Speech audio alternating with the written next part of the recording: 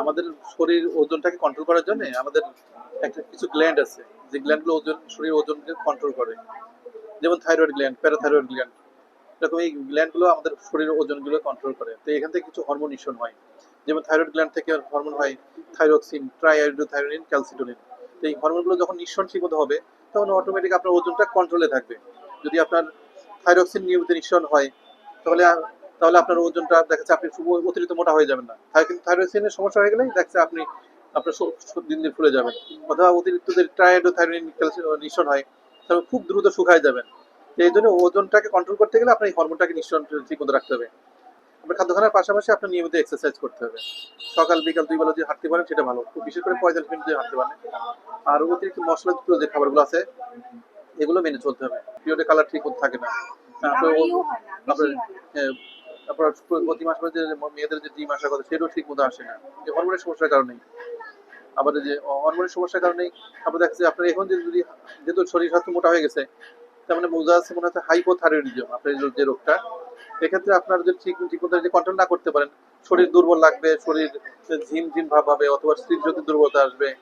যেহেতু অনেক ওজন, বয়স অনুযায়ী আপনার ওজন অনেক বেশি, ৭৬ কেজি, এখনো ৭৬ কেজি আছে, আরো বেশি ছিল। তো এই ওজনের কারণেই আপনার পিছনে যে এই শরীর ওজনটা তো পিছনে ব্যাকবোনের উপরে অথবা পিছনে কোমরে, পিঠে, আপনার পায়ের গোড়ালিতে অথবা হাঁটুতে, এসব জায়গায় পড়ে। যখন ওজন বেশি বেড়ে যায় তখন এগুলোর উপর চাপ পড়ে, তখন অটোমেটিক আপনার শরীরে ব্যথা আসবে।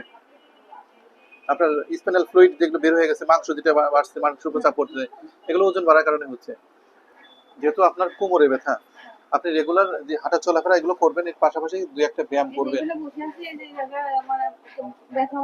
আপনি একটা ব্যায়াম করবেন, সেটা হচ্ছে আপনি উপরে শুয়ে এই অংশটা, উপরে এই অংশটা বিছনা থেকে উঠাবেন। হ্যাঁ, উঠাবেন। আর নিচের যে অংশ, এই অংশটা বিছনার সঙ্গে থাকবে। জাস্ট বুক ড্যাম যেরকম দেয় এরকম দিয়ে কিছু সময় ধরে রাখবেন। এই কোমরের উপর চাপ দিয়ে কিছু সময় ধরে রাখবেন। এইভাবে কিছু সময় ধরে রাখবেন। ধরে রাখার পরে তারপর আস্তে আস্তে আবার নামাবেন। আরেকটা ব্যায়াম করবেন, সোজা হয়ে দাঁড়ায় পরিষ্কার জায়গায় দাঁড়িয়ে হাতটা এরকম রেখে আস্তে আস্তে আস্তে আস্তে বসবেন। হাতটা এরকম রেখেই আস্তে আস্তে বসবেন, এমন ভাবে বসবেন মনে হচ্ছে আপনি কাঠের চেয়ার, আমি যেরকম বসছি না কাঠের চেয়ারে, এই পর্যায়ে এরকম করে এতটুকু বসবেন।